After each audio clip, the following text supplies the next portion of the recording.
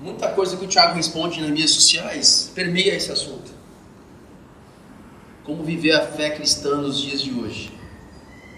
Das perguntas mais bizarras que a gente escuta de tatuagem, se pode tatuagem, não pode tatuagem, bebidas, coisas que a gente até brinco, né? Quando tem uma pergunta dessa lá com o Thiago, e aí eu coloco lá pela 80ª, milionésima vez, mais uma resposta, né? E ele brinca, ele fala assim, é o que o pessoal quer ouvir, né? Então, às vezes, a gente de avançar no assunto, a gente bate na mesma tecla, né? Então, é um assunto assim, que permeia as coisas mais simples da vida, que a gente vê pessoas com essa dúvida, mas de forma mais profunda, é saber como é que nós podemos ser cristão, adorar ao Deus verdadeiro, num mundo pagão. Assim, caramba, isso é um mundo pagão? Nós vivemos um mundo pagão, cada vez mais indo ao paganismo, a secularização. Nós vemos na Europa o avanço do secularismo, onde é o berço do protestantismo, vivendo o secularismo. Então, estava vendo não lembro qual que é o podcast, um corte, falando dos países mais envolvidos do mundo, são os países que são considerados ateus na Europa. E aí, acho que a Jaque que me mandou para mim esse corte, eu não sei qual que é o podcast, eu falei para ela assim, olha, esses países que são os mais avançados do mundo, eles estão usufruindo dos benefícios do cristianismo e muitas vezes nem sabem. Que a democracia, o respeito, os direitos humanos, tantas coisas que a gente vê hoje, é fruto do desenvolvimento do cristianismo reformado. Só que as coisas vão se alterando com o passar das gerações, né? Você vê uma geração cada vez mais secularizada, formando uma nova geração secularizada, onde ela não sabe a sua fé. Então, às vezes, a gente tem que voltar um passo atrás e falar o básico.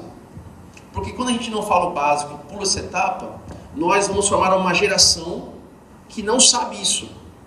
E essa geração que virá após essa outra geração que não sabe disso, não vai saber praticamente nada do Evangelho. Vai deturpar o Evangelho e grande chance de viver um Jesus falso. Um Jesus criado para eles mesmos. Então, Paulo, nosso teólogo, né? Graças a Paulo nós temos o cristianismo hoje, porque todas as cartas de Paulo, na verdade, ele não escreveu essas cartas para, olha pessoal, puxa vida, como vocês estão bem em Corinto, olha Efésios, parabéns para vocês são lindos, vocês são 10. Olha galera de Filipenses, eu amo vocês. Não, além disso, as cartas de Paulo sempre era para uma questão de controvérsia teológica. Sempre havia uma questão a ser tratada.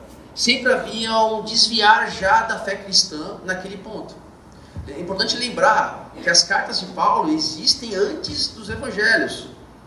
Então, quando Paulo já estava escrevendo, ainda não tinha sido sintetizado os evangelhos sinóticos, não existia, muito menos de João. Outra necessidade foi necessária para que se escrevessem os evangelhos. Então, Paulo já estava doutrinando aquilo que as igrejas já estavam se desviando. E hoje, né, quando o Thiago me ligou ontem, 11h30 da noite, eu falei, caramba, aconteceu alguma coisa grave, né, para me ligar. Aí ele falou, olha, eu não vou poder vir e tal, tem como você levar a mensagem? Eu falei, lógico, vamos lá conversar com o pessoal, porque aqui, quando eu sempre falo, quando a escritura é aberta, é a palavra de Deus, né? E sempre alguma coisa boa a gente vai conseguir aproveitar.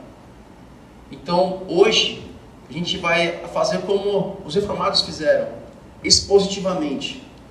É muito fácil a gente abrir um tema e falar de um tema.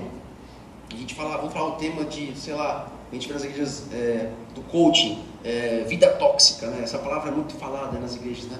Como não ter uma vida tóxica? Aí a gente faz uma série, a gente fala disso, a gente pega um monte de texto bíblico que encaixa no assunto para falar para vocês, e vocês saindo daqui, nossa, que legal, que incrível.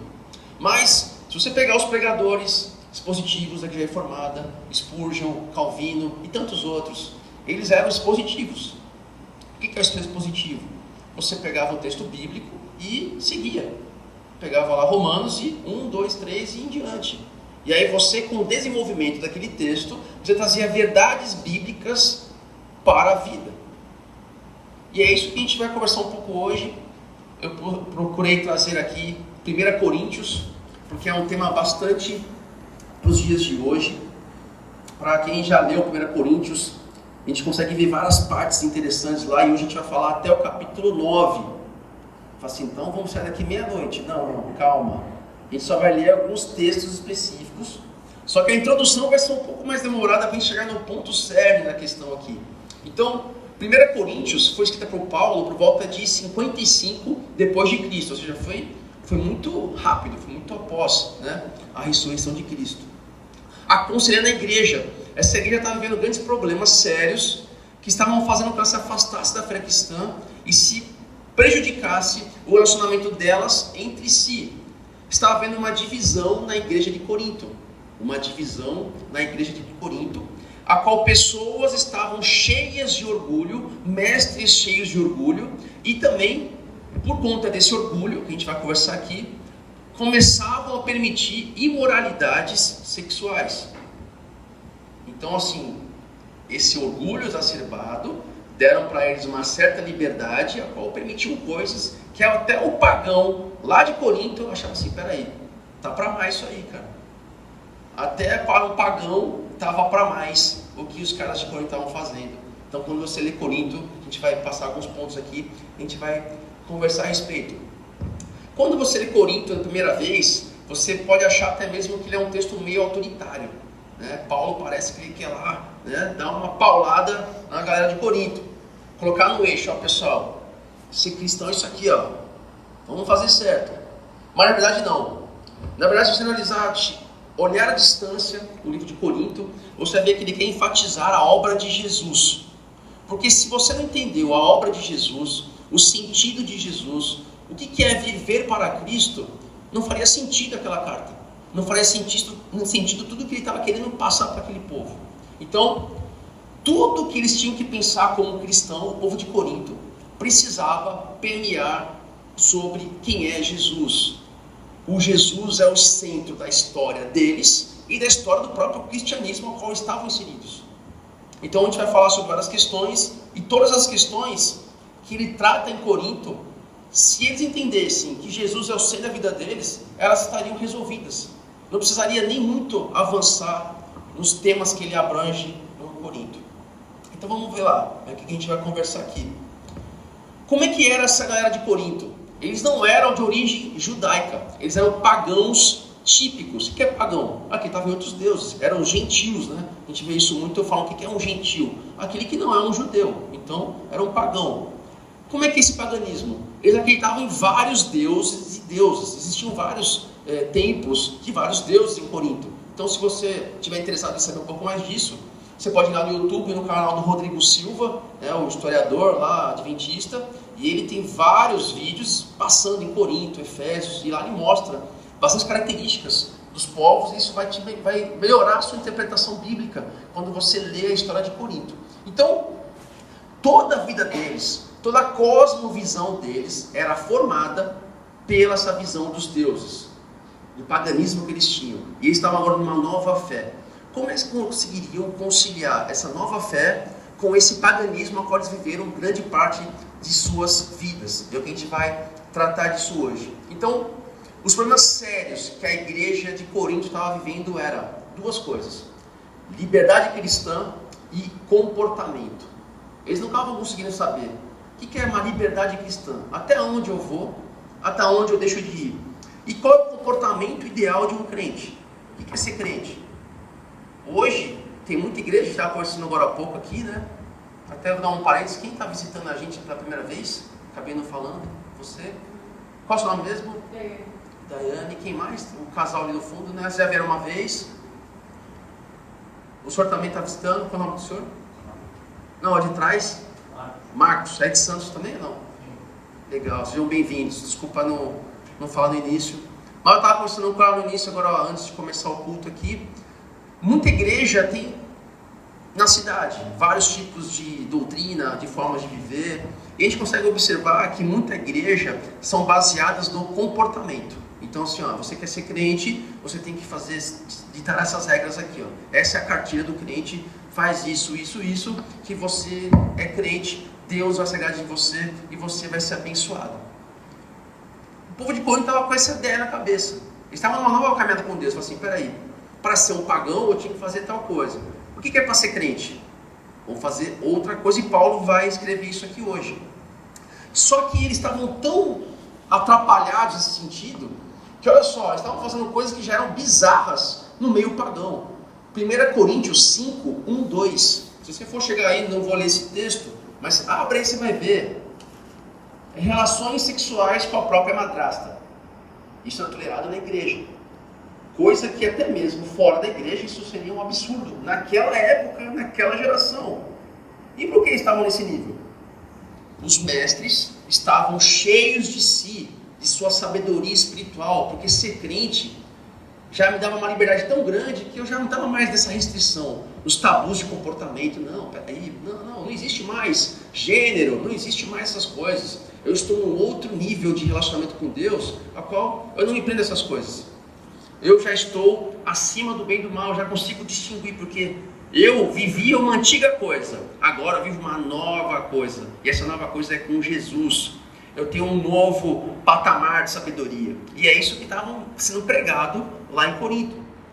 Então, ela se orgulhava, essa comunidade se orgulhava por deixar de lado constrangimentos que até mesmo os habitantes da cidade, famosos pela imoralidade, não teriam feito. Olha só, parece um pouco parecido com os dias de hoje, né? Muita igreja por aí, da mesma forma das igrejas legalistas, que estipulam regras para que você seja cristão. Por outro lado, igrejas liberais, aonde tudo pode. Não, peraí, essa questão aqui não foi bem por aí que está na Escritura. Então é uma deturpação da mensagem cristã para se adequar às vontades humanas e assim agradar o ouvinte. Então o objetivo do pregador e da igreja não é pregar o evangelho, e sim agradar o público a qual está na comunidade. É uma deturpação da verdade. Só que essa questão moral isolada, Paulo vai tratar mais à frente nesse livro, nessa carta. E aí ele vai ver que é o seguinte, né? As pessoas nessa igreja estavam dando valor a essa sabedoria. Por quê? Porque era típico nesses locais os filósofos sofistas. O que são os filósofos sofistas? São os caras dos argumentos e da retórica. Então eles vinham, falavam um monte de coisa com argumentos e retóricas, só que deturpando a verdade. Porque para esse público a verdade não era absoluta.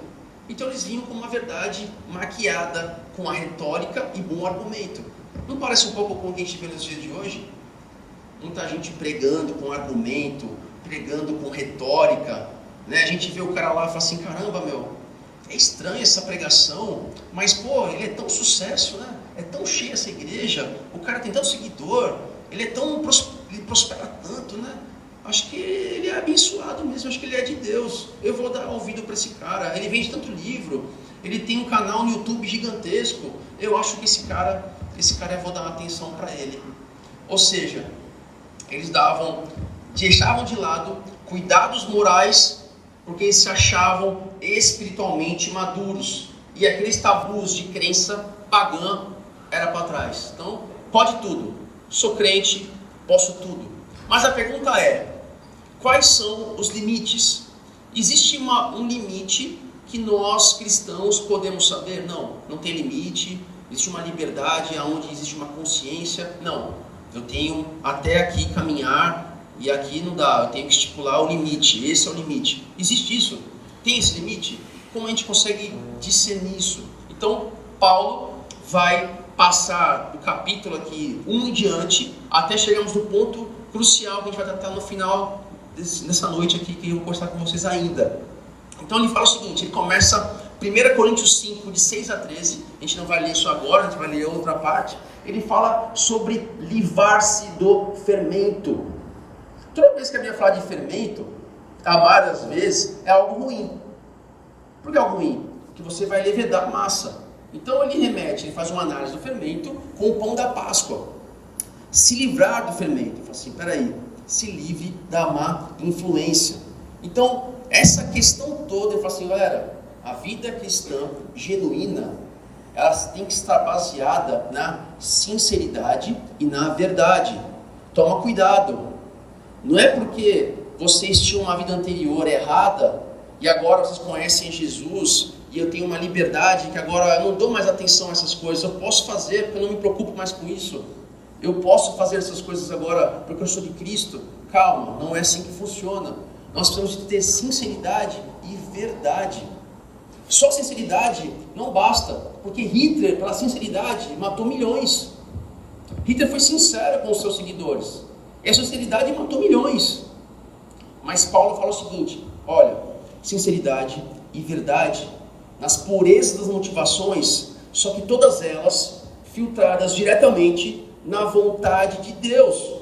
Então, eu e você temos que ter sinceridade e verdade, só que focadas na vontade de Deus. Eu tenho que estar realinhado com Deus. Se você for ler os evangelhos, se você sintetizar os evangelhos, você vai ver que ele todo tempo, Jesus, ele questiona o alinhamento religioso daquela geração. Eles tinham uma vida religiosa. Ele até fala assim várias vezes: olha, até escuta o que o fariseu está falando, mas cara, não faça o que ele faz. O que ele fala tem até um pouco de valor. Às vezes fala um negócio meio fora, mas cara, não faz o que ele faz, só faz o que ele está falando.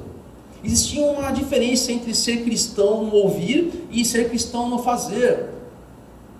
E aí eu preciso estar realinhado sobre a pureza de Deus. Qual que é a vontade de Deus? Então só tenho que me afastar do fermento, que é a má influência, e me purificar no que é da vontade de Deus. Qual que é essa vontade? Eu consigo saber isso? Eu consigo saber qual que é a vontade de Deus, qual que é a verdade de Deus? Bem, para isso vamos dar uma volta para a gente chegar nesse objetivo.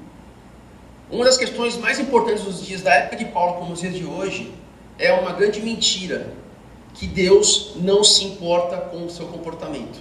É uma mentira. Fala assim: não, venha como está, meu irmão. Venha como está, permaneça como está. Deus, ele te ama, ele ama o pecador, mas ele odeia o pecado. Ele não quer que você permaneça nas mesmas atividades e no seu mesmo comportamento. Paulo fala que ele morreu em Cristo. E como o morto não tem sentimento. É Jesus que vive agora. Quando Jesus vive em você, as suas vontades são totalmente transformadas pela vontade do Espírito Santo, e ele te guia. Não estou falando da metafísica, olha, espiritualizado. Olha só, então eu começo a sentir as coisas e Deus vai me guiando. Não, não é isso. Você é regenerado pelo Espírito Santo. E o seu comportamento automaticamente vai, com o passar do tempo, no ambiente da igreja, no relacionamento interpessoal, que não existe crente sozinho, não existe crente isolado, crente na sua casa, não existe isso. O crente tem que estar em comunhão com outras pessoas, porque através da comunhão o Espírito Santo age, porque o meu problema, o outro me corrige, e assim por diante nós caminhamos em Cristo. Mas há um comportamento ao qual Deus se agrada. Não no sentido que esse comportamento vai fazer com que eu alcance Deus, mas é um comportamento porque Deus habita em mim, e por consequência eu terei um comportamento que agrade a Deus. E esse fermento, que esse mau entendimento da verdade, esse mau comportamento, essa coisa de sabedoria humana, está proibido para o cristão. Fala assim: então, peraí, caramba, então eu tenho que me fechar na igreja lá, né? Tem que ser aqueles crentão que só fala com crente, só conversa com crente, só anda com crente, só ouve música de crente, usa roupa para crente. Não, não é isso. A gente vai caminhar aqui mais para isso. E Paulo avança, vem chegar no objetivo principal de hoje. 1 Coríntios 6, de 1 a 8. Paulo fala de processos entre irmãos. Fala assim: olha, vocês são tão crentes, hein? Uma igreja de Corinto cheia de dons de Espírito, né? Uma igreja que falava em línguas, uma igreja que tinha curas, profetas. Tanto é que Paulo tem que falar para o pessoal: olha, quer profetizar? Um por vez aqui, calma aí, acerta isso aí. Vamos botar ordem na casa. Ele fala assim: vocês são tão espiritual, né? Vocês têm processo na igreja. Vocês estão se processando. E pior de tudo, vocês estão se processando em juízo ímpio. Não importa mais quem ganha. Para Deus, todos perderam. Porque lá fora fala o seguinte: caramba, o pessoal da igreja é igual aqui fora. Vou fazer o que na igreja? Vou perder tempo. Qual que é o testemunho da igreja? Então lá fora, olhando os processos dos irmãos entre Juiz e Nico, fala assim: não, esses caras estão agindo assim como nós aqui fora. Então Para que eu vou na igreja? Para que eu vou me associar a esses cristãos? E aqui que Paulo está passando. Existe uma responsabilidade. Nós, como cristãos, adoramos levantar a bandeira que somos o povo de Deus, aonde nós vamos julgar o mundo com Jesus na segunda vinda, aleluia, glória a Deus, a bandeira do general, e etc, etc, etc. Só que a gente esquece que esse aspecto do futuro tem que se traduzir hoje. Porque lá no Éden, quando Adão e Eva pecaram, a nova criação essa nova criação aguarda com a volta de Cristo, e essa nova criação começa por nós. Nós também precisamos restaurar tudo que existe. Quando Jesus voltar, Ele não vai restaurar só nos glorificar, nos aproximar de Deus. Ele também vai restaurar tudo que existe, toda a criação que existe. Então, nós somos responsáveis hoje. Nós somos uma comunidade que brilha no mundo. Nós não podemos se espelhar no mundo, mas podemos ser o espelho de Jesus no mundo. Porque o mundo está em trevas, assim como na época de Paulo, está hoje, é igual. A igreja de Corinto é igual a igreja de Alicerce hoje em Santos, com um monte de igreja aí, mais preocupada em agradar o crente e pouco fazer lá fora. A gente está mais preocupado, caramba, atrasou o culto. Eu também sou assim. Falei, caramba, 6h30 atrasou, cara. Olha só que falta de respeito com quem veio no horário e tal. Mas acontece, e a nossa cabeça está tão quadrada com o nosso comportamento aí fora, que a gente quer traduzir essas coisas para a igreja. Não estou dizendo para ele ser largado, mas às vezes não é esse o objetivo. Mas Paulo ele volta aos comportamentos. Por isso que existem comportamentos a serem seguidos. Vejam, Coríntios 6, de 9 a 11. Existem estilos de vida que são adequados. E não é exaustivo esse currículo. Não é exaustivo. Existe um comportamento que agrada a Deus. Não que esse comportamento, Deus vai bater palma para você. Nossa, Renato, parabéns, você é um crente verdadeiro. Não é isso. Você vai fazer isso porque o Espírito Santo te deu a possibilidade de desenvolver esse fruto do Espírito e você ser uma nova criatura. E você ter esse comportamento que agrada a Deus. Esse é o Evangelho. É o Evangelho que as pessoas vão te olhar e vão falar assim, caramba, esse cara sofre diferente. Olha o sofrimento. Ele sofre de um jeito diferente que eu sofreria. Olha, ele olha uma questão diferente do que eu vejo. Tem algo diferente, não é possível. Tem alguma coisa aí. Essa alguma coisa tem que ser Jesus, cara. E aí vemos o ponto-chave até agora. Deus revelou através de Jesus seu modelo genuíno para a humanidade. Há certas maneiras de se comportar que simplesmente não cabem se quisermos ser um humano verdadeiro, completo. Precisamos deixar isso para trás. O que isso me ensina? Apesar do fruto do Espírito, apesar de ser gerado pelo Espírito Santo, eu trabalho em cooperação com Deus para buscar ser diferente. Não tem como você só ficar esperando sentado. Deus, me ajuda a mudar esse vício. Deus, me ajuda a ser melhor. Deus, me ajuda a ter compaixão com as pessoas. E Deus quebrar o seu coração e você ser uma nova pessoa, despertar diferente. Eu não vou negar, muitos vícios, tem gente que desperta e abandona o vício no dia seguinte. Conheço pessoas assim, largou o vício naquele segundo. Mas eu tenho certeza que nas outras áreas da vida não funciona assim. Existe um amadurecimento e existe uma intencionalidade a qual eu e você precisamos fazer. E aí vem 1 Coríntios 6, de 12 a 20, principalmente o verso 12, frase impactante. Tudo é permitido para mim. Caramba, Paulo falou que tudo pode. Então, você pode, então, bora, vamos lá, pode tudo. Isso pode soar o seguinte, eu sou livre, posso fazer o que eu gosto, as regras morais são para outros, parece algo bem moderno. Talvez eu tenha falado alguma coisa aqui que, mas isso aí, a gente não vive isso. Mas estamos caminhando a isso. Hoje está na moda ser crente, né? A gente vê alguns artistas falando assim, não, eu amo Jesus, só não gosto do fã-clube, né, dos crentes, não gosto do fã-clube dos crentes. Existe um cristianismo aí sendo propagado que não é o cristianismo verdadeiro. Eles vivem uma regra totalmente imoral, joga de futebol, faz o gol, põe a faixa de Jesus na testa, já basta, sou crente. E o cara está lá, vivendo o evangelho falsificado. Porém, esse texto, Paulo não nega, tem um fundo de verdade. Por quê? A lei judaica não é mais imposta para a gente. Você cumpre a lei judaica? Nós aqui cumprimos as leis judaicas? Não cumprimos as leis judaicas. Então, nessa fase, Paulo acertou. Porém, tudo pode ser permitido até certo sentido. Porque se eu tenho liberdade em Cristo, nada pode mais conduzir a minha vida com Deus. Se eu sou livre em Jesus, nada pode dar ordem para mim. Não existe ninguém aqui, tábula rasa, aonde você não tem uma formação familiar, uma formação social, uma formação intelectual que dita a sua vida. Nós todos aqui temos uma formação pessoal que, junto com o Evangelho, vai ditar a forma de eu ver o mundo. Isso é cosmovisão cristã, que pode ser diferente da minha e do Renato, de cada um de vocês. Só que nós precisamos caminhar para o mesmo lugar.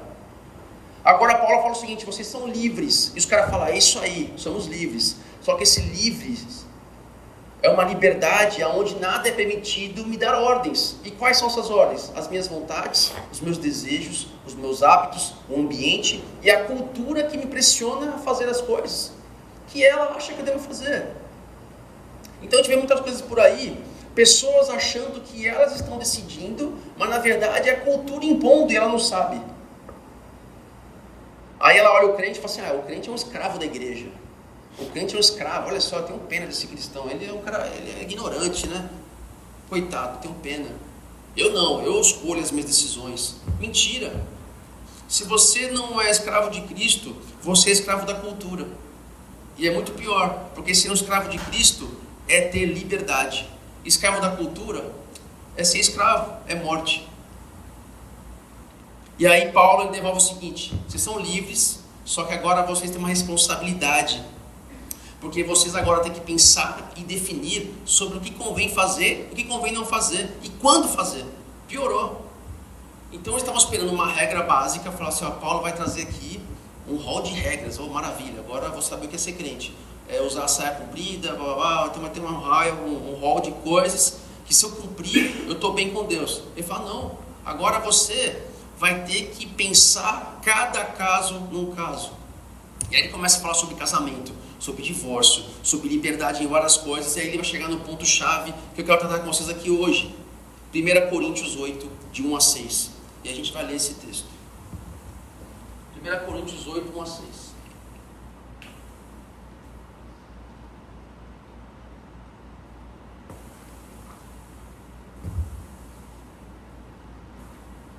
Aqui ele vai tratar esse assunto com exemplo, e com base nesse exemplo ele vai dar, entre aspas, a regra. Quanto à pergunta sobre a comida sacrificada a ídolos, sabemos que todos temos conhecimento a esse respeito. Contudo, conhecimento traz orgulho, enquanto o amor fortalece. Se alguém pensa que sabe tudo sobre algo, ainda não aprendeu como deveria. Mas quem ama a Deus é conhecido por Ele. Então, o que dizer quanto ao alimento oferecido aos ídolos? Bem, todos nós sabemos que na verdade o ídolo nada vale neste mundo e que há somente um Deus. Sim, é fato que existem os que são chamados de deuses, por assim dizer, nos céus e na terra, e há pessoas que adoram muitos deuses e muitos senhores. Para nós, porém, há somente um Deus, o Pai, por meio de quem todas as coisas foram criadas, e para quem vivemos.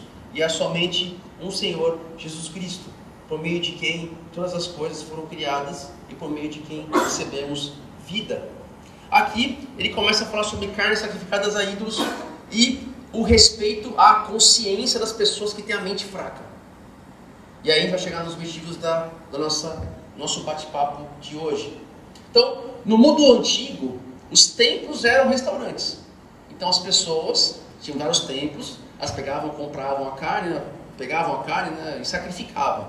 Nesse sacrifício, elas faziam uma refeição, e elas comiam essa refeição ou no templo, ou na sua própria casa. Outras pessoas iam até o templo, comiam também dessa refeição, e muita dessa refeição sobrava, porque eram vários templos, né, vários tipos de culto, e essa carne era vendida nas feiras. Então, quando você fosse comprar uma carne, provavelmente você estaria comprando uma carne sacrificada a ídolos. Só que aí o judeu, ele se recusava a comer essa carne, porque ele falou assim, cara, peraí, se houver a mínima possibilidade de eu pecar contra Deus, né, eu tenho que saber a procedência da carne, né, se a carne tem selo né, de segurança e tal. Tá? Então, se ele não soubesse nem remotamente de onde veio essa carne, ele nem pensa em comer. E aí, essa situação que parece boba, a gente vai usar ela para os nossos dias de hoje, gerava um grande problema na comunidade, olha só. A gente olha esse texto com a mente de hoje e fala assim, cara, que discussão nada a ver. Lembra que eu falei no começo agora há pouco? Sobre tatuagem, sobre bebida, sobre várias coisas que a gente acha que é nada a ver. Mas, às vezes, aquilo que é nada a ver é a ponta de um iceberg de problemas maiores. Se nós já estamos com problema com questões pequenas, ainda mais nas questões maiores. Então, nesse interim, aqui em Coríntios, alguns mestres estavam ensinando coisas que permitiam aos cristãos comer a carne que havia sido oferecida ao sacrifício. Não só comprar no mercado, como também falar assim, cara, Lincoln, ó, Daniel, pode ir no templo, come à vontade, para, não fica com isso não. Você sabe quem é Deus, não sabe? Você tem no seu coração Deus? Come lá, não pega nada, come lá, vai lá. Você sabe que você não vai adorar esse Deus, porque você adora Deus, ao Deus vivo. Só que, além disso, havia também a adoração ao imperador. Existiam refeições ao imperador, existia uma adoração ao imperador, e isso poderia gerar um grande problema. Então, além dessa questão da comida aos ídolos, os mestres ensinando, Daniel, come lá, pega nada, você conhece a palavra, você conhece Deus, você ama a Deus, esquece, pode comer tranquilo. Só que isso estava gerando um grande problema, porque é o seguinte, existe pessoas com a mente fraca. E quando a gente fala pessoa da mente fraca, a gente pensa isso como algo pejorativo. Esse cara aí é um cara fraquinho, né? Da mente, um cara sem sabedoria, sem conhecimento. Não é isso. A gente já viu isso hoje aqui. Então, daqui para frente, Paulo vai falar sobre os princípios da vida cristã aplicado nesse conceito. Então, esses mestres filósofos pregavam o seguinte, cara, você tem um conhecimento secreto de Deus dentro de você. Lembrando que não existia os evangelhos, existia o Antigo Testamento.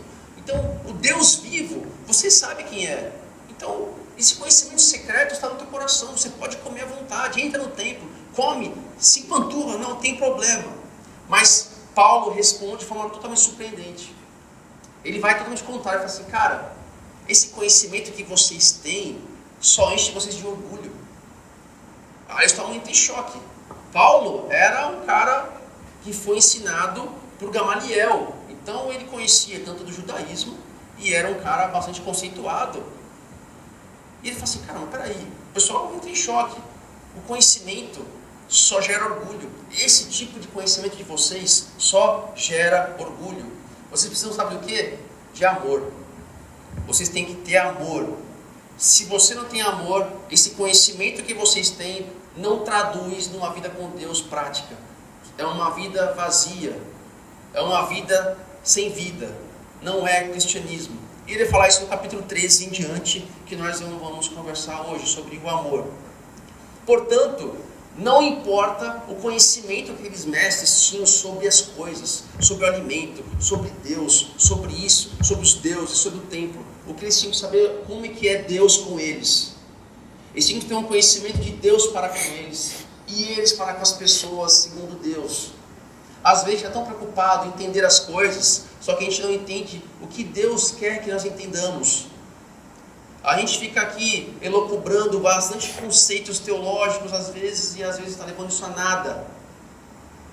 Uma vida teológica morta, porque tem um coração longe de Deus. Porque falta amor, falta compaixão. E aí fora, nós, com o espelho de Cristo, não vamos traduzir o Evangelho. A gente vai ser vazio. A pessoa vai olhar para a gente vazio. Então, não importa. O que importa é o amor. E esse amor que eles têm que ter entre as pessoas que vai dar sentido ao conhecimento. Então, Paulo não se satisfaz com regras simples. Um conjunto de regras. Faz isso, faz aquilo outro. Não. Ele não quer saber disso. Ele não está preocupado nisso. O que ele está preocupado é como servir Deus de forma verdadeira através do amor. E esse amor que me faça servir a Deus. E aí a gente vai ler agora 1 Coríntios 8, de 7 a 13. Respeitando as consciências fracas. Então eu já estou quase acabando aqui, pessoal. Então, mais 2h30 a gente termina, tranquilo. Estaria no 7? Do 7 ao 13. Então vamos lá. No entanto, nem todos sabem disso. Alguns estão acostumados a pensar que os ídolos são de verdade, de modo que ao comer alimentos oferecidos a eles, imaginam que estão adorando Deus de verdade, e sua consciência fraca é contaminada. Não obtemos a aprovação de Deus pelo que comemos. Não perdemos nada se não comemos, e se comemos, nada ganhamos. Contudo, tenham cuidado para que sua liberdade não leve outros de consciência mais fraca a tropeçarem. Pois se alguém vir você, que diz ter um conhecimento superior, comer no templo de um ídolo, acaso não será induzido a contaminar a própria consciência ao ingerir alimentos oferecidos a ídolos? Assim, por causa do seu conhecimento superior, o irmão fraco pelo qual Cristo morreu acaba se perdendo. E quando vocês pecam contra outros irmãos, incentivando-os a fazer algo que eles consideram errado, pecam contra Cristo. Portanto, se aquilo que eu como faço, o irmão pecar, que eu como faz o irmão pecar, nunca mais comerei carne, pois não quero fazer meu irmão tropeçar. Então Paulo ele vê a consciência humana como uma bússola interna, dizendo para nós para onde ir, o que fazer, o que é certo e errado. Porém, a consciência humana como uma bússola é sensível, pode errar, e com frequência erra, porque nós às vezes não conseguimos entender a diferença entre um hábito social, como a sociedade faz as coisas, do que é questão real de certo e errado. Então às vezes a nossa consciência confunde o que é certo socialmente falando, o que a sociedade vê como um hábito. Isso é um hábito, está normal, normalizou. Se pega um cara do século passado atrás agora, ele fica louco, fala, meu Deus, o que eu estou vendo? Então a gente não consegue mais associar às vezes para a nossa consciência tão deturpada o que é um hábito social do que é o certo e errado perante Deus. Então, como ele sabe que nós somos pecadores, nossa consciência humana pode optar por coisas erradas, ele sabe ainda que nós precisamos com o tempo reeducar a nossa mente. E esse reeducar não é algo assim, vamos fazer agora. Não adianta eu chegar para vocês assim, cara, para de fazer isso. Para de fazer isso, Daniel, para de fazer isso. Acabou, chegou, parou. Vem comigo fazer tal coisa. Mesmo que o Daniel concorde, a sua consciência está tão arraigada que ele vai achar que está caminhando errado. Eu lembro quando eu estava numa outra comunidade, onde tinha várias atividades. Aí eu fui para a igreja missional, onde tinha só um culto na semana, igual aqui. Eu tinha um senso interno que eu estava fazendo coisa errada. Eu falei assim, caramba, não é possível, tem coisa errada, meu. Não é possível ter só um culto na semana, meu. Está errado isso aí, está errado, está errado. Até eu entender qual o objetivo disso, eu achava, minha consciência, que eu estava errado. Até eu entender, amadurecer o objetivo disso, eu achava que eu estava errado. Então nós, como uma igreja, por isso que não tem como ter crente sozinho, temos que pegar essas pessoas que têm dificuldade em algumas áreas e caminhar com elas. Não adianta falar para ela, não faça, porque a consciência dela deve estar falando o seguinte, eu quero fazer isso. E para desistir disso, algo bom tem que habitar nela. E esse algo bom somente você, com o Espírito Santo, através da sua vida, vai fazer com que ela tenha. Ela ande direito nesse caminho. Então, embora Paulo tenha uma consciência forte e comer aquela carne a ídolo, pouco importa, porque ele sabe que Deus é Deus e ele pode comer o que ele quiser. Ele fala o seguinte, cara, se for para prejudicar uma pessoa, eu não como mais carne. Mas fala assim, cara, você está falando de consciência de carne, de ídolo, cara, que não tem nada a ver isso, não existe isso hoje. Coloca alguma coisa, substitui carne para ídolo, sobre outra coisa na sua vida, a qual alguém pode ter dificuldade com aquele assunto, só que você, por desafio, você não para em prol dela, para ajudar ela a caminhar. E quando eu estou falando isso, porque isso só serve para mim. Porque às vezes a gente tem arrogância teológica, de achar que a gente tem muita liberdade.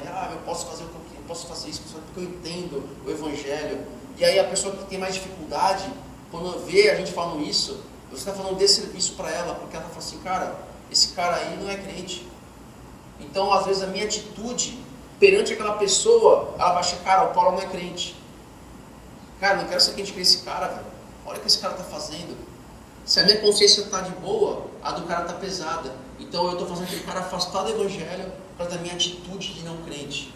Se isso não tocar o seu coração, cara, algo está errado.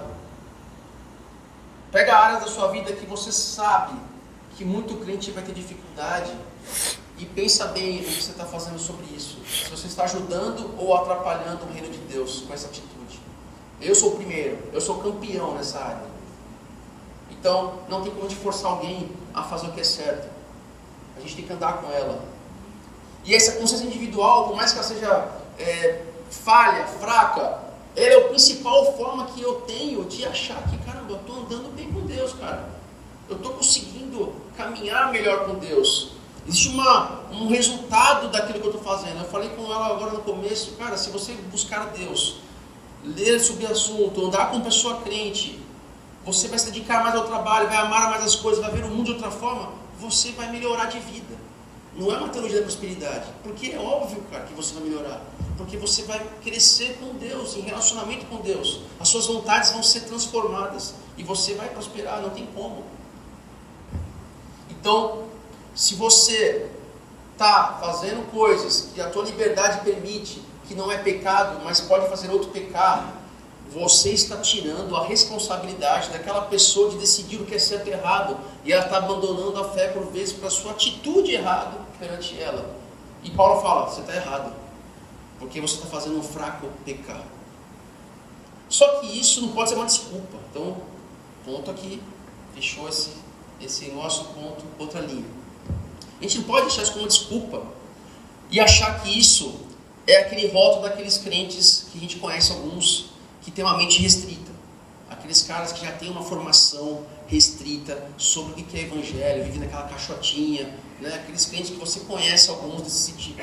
Não estou falando desses caras, não estou falando deles, porque eles já sabem aonde querem seguir, aonde querem fazer, qual é o caminho deles. Eles vão continuar te olhando de forma errada. Eu estou falando daqueles caras que, se converteram agora.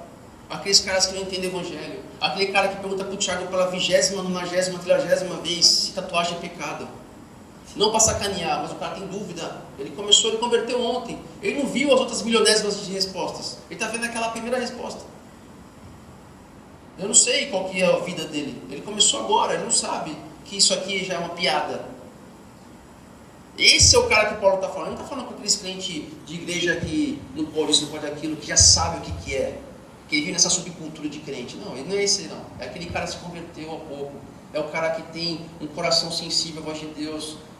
Tem uma sinceridade, mas é um cara que ainda está começando o evangelho. Tem dificuldade.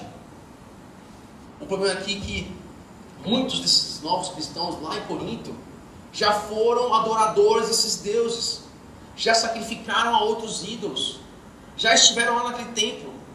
Então só o cheiro da carne já vai rememorar tudo na vida dele. Ele fala assim, caramba, só o cheiro da carne já vai me lembrar todas aquelas práticas imorais.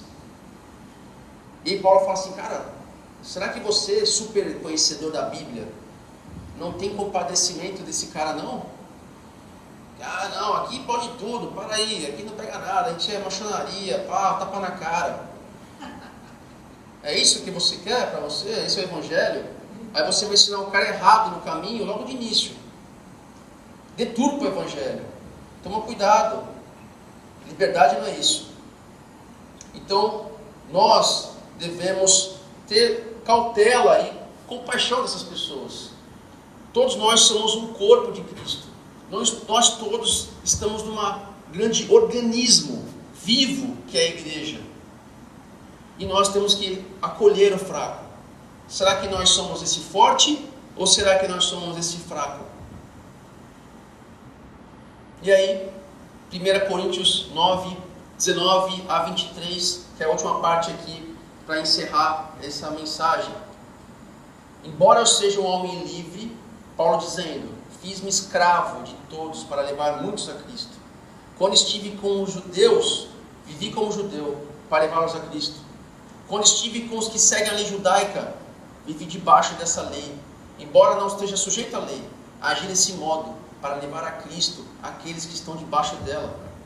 Quando estou com os que não seguem a lei judaica, também vivo de modo independente da lei para levá-los a Cristo. Não ignoro, porém, a lei de Deus, pois obedeço à lei de Cristo. Quando estou com os fracos, também me torno fraco, pois quero levar os fracos a Cristo. Sim, tento encontrar algum ponto em comum com todos, fazendo todo o possível para salvar alguns.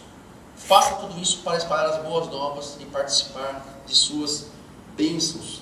Os mestres de Corinto não se orgulhavam de sua liberdade, de seus direitos. Nós somos livres porque nós buscamos Deus, nós estamos além dessa ética pagã, nós estamos numa ética de Cristo onde eu posso qualquer coisa. Não, eles não podiam fazer tudo, eles não podem tudo, porque Paulo, mesmo tendo direito de apóstolo, ele fala isso no capítulo 9, ele não escolheu não usar esse direito, tudo isso por amor, tudo para ser escravo por todos. O ponto principal aqui é, a liberdade cristã não é liberdade para fazer o que você bem entende, mas liberdade de todas as coisas que nos impedem de ser a pessoa que Deus realmente quer que sejamos, que é a liberdade para o serviço de Deus e do Evangelho. Aí vem o grande paradoxo: livre de tudo e agora escravo de todos. Liberdade para Jesus e para aqueles que precisam do Evangelho. Paulo cortou na carne, se tornou escravo por todos. Isso para a liberdade do amor de Jesus. Então a liberdade, ele tinha conhecimento, tinha tudo para fazer o que ele quisesse, para ser o master top dos apóstolos, mas ele resolveu não ser isso, para usar da liberdade para ser um escravo, para servir. E aí, para fechar aqui, Paulo foi judeu para judeu. Ele sabia que cristianismo não era judaísmo, não era um subgrupo de cristão. Não, ele não estava mais ligado nisso. Só que se é para ganhar um judeu, ele seguia as leis judaicas. Ele ia na sinagoga, ele ia nas orações, ele ia na liturgia, tudo isso para falar de Jesus. Por quê? Se Paulo tomou açoite, é porque ele foi na sinagoga pregar. E se ele tomou açoite, porque ele se achava sobre aquela disciplina do sacerdote. Porque se ele não tivesse ido pregar lá na sinagoga de Jesus, ele não tinha apanhado. Ou seja, ele foi judeu para judeu por causa de Cristo. Ele tomou açoite por causa de Jesus. Ele ficou lá, não, eu sou cristão, sei mais, todo mundo aqui. Paulo estava debaixo da lei para os que estão debaixo da lei. Paulo não era um sem lei. Ele estava agora na nova lei, que é a nova lei de Cristo.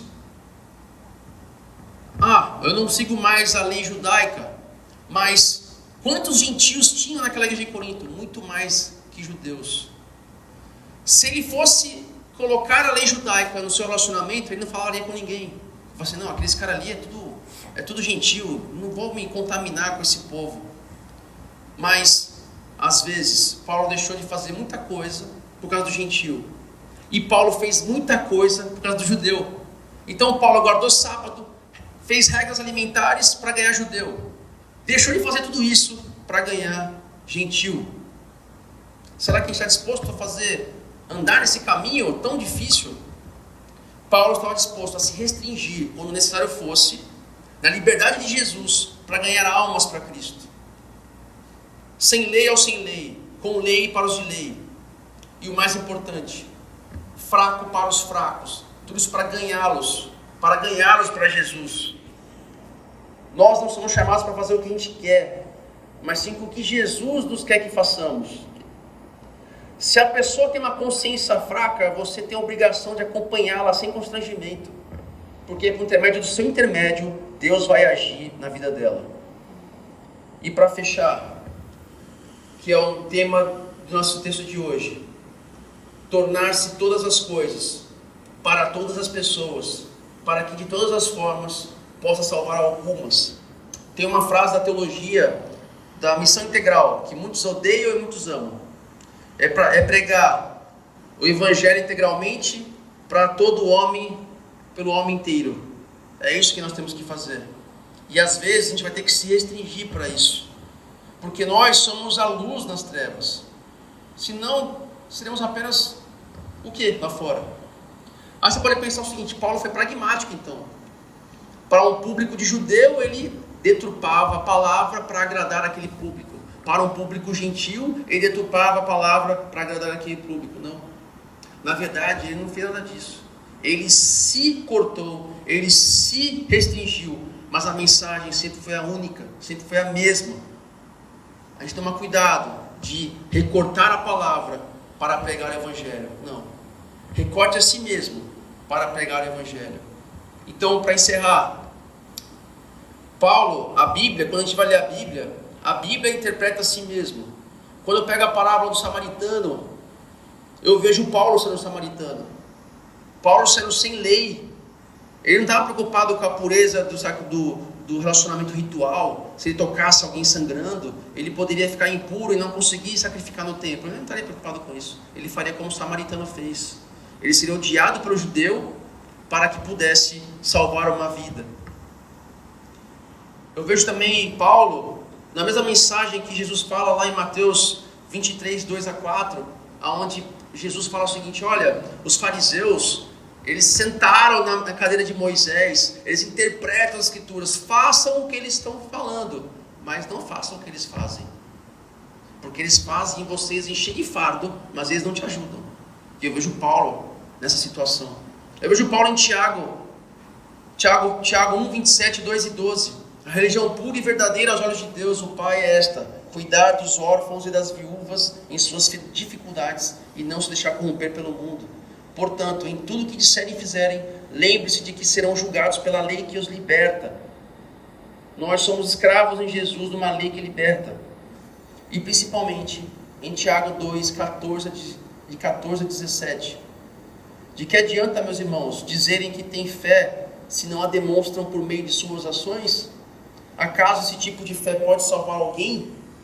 Se o irmão ou a irmã necessitar de alimento ou de roupa, e vocês disserem: até logo, tenha um bom dia, que esse se coma bem, mas não lhe der alimento nem roupa, em que isso ajuda?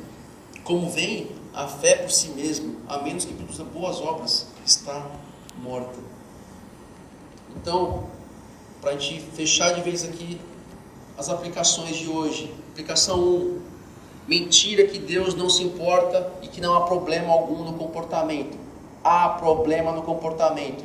Se o teu comportamento não reflete a Cristo, algo está errado contigo. 2: Deus revelou através de Jesus o modelo genuíno para a humanidade e certas maneiras de se comportar que simplesmente não cabem. 3: tudo pode ser permitido para mim em certo sentido, mas de maneira alguma tudo me ajuda e me traz benefícios. Cristianismo é liberdade. Somos individualmente responsáveis em pensar e definir o que convém e quais são os hábitos e práticas que vão nos dominar, se não tomarmos cuidado. Próximo: cuidado em confiar na consciência. Ela pode falhar quanto a perceber a diferença entre um hábito social e as questões reais sobre o certo e errado. Liberdade cristã não é liberdade para fazer o que você bem entende, mas liberdade de todas as coisas que nos impedem de ser a pessoa que Deus realmente quer que sejamos. É liberdade para o serviço de Deus. Esteja disposto a qualquer restrição diante de sua liberdade em Jesus, se isso puder levar alguém a Cristo. Nem sob a lei e nem sem lei. Estamos sob um novo tipo de lei, que consiste do Messias e de todos os modos de seu viver, que está nas Escrituras. Alguém possui uma consciência fraca? O acompanhe sem constrangimento. E por fim, torne-se todas as coisas para todas as pessoas, para que de todas as formas possa salvar algumas. Então hoje a gente bateu esse papo sobre consciência cristã. Espero que com base nisso vocês possam na casa de vocês ler 1 Coríntios, leiam bem, interpretem essa questão dos ídolos sobre a realidade da sua vida e veja o quanto você pode ser um espelho para o bem do Evangelho, como um desserviço para o Evangelho, tendo em vista as pessoas que você se relaciona. Então, medite sobre isso. O Evangelho tem que dar uma atenção de dentro para fora e uma atenção de fora para dentro. Senão, a gente só está aqui ouvindo sem sentido, indo para nossas casas e acabou. Estamos perdendo tempo aqui.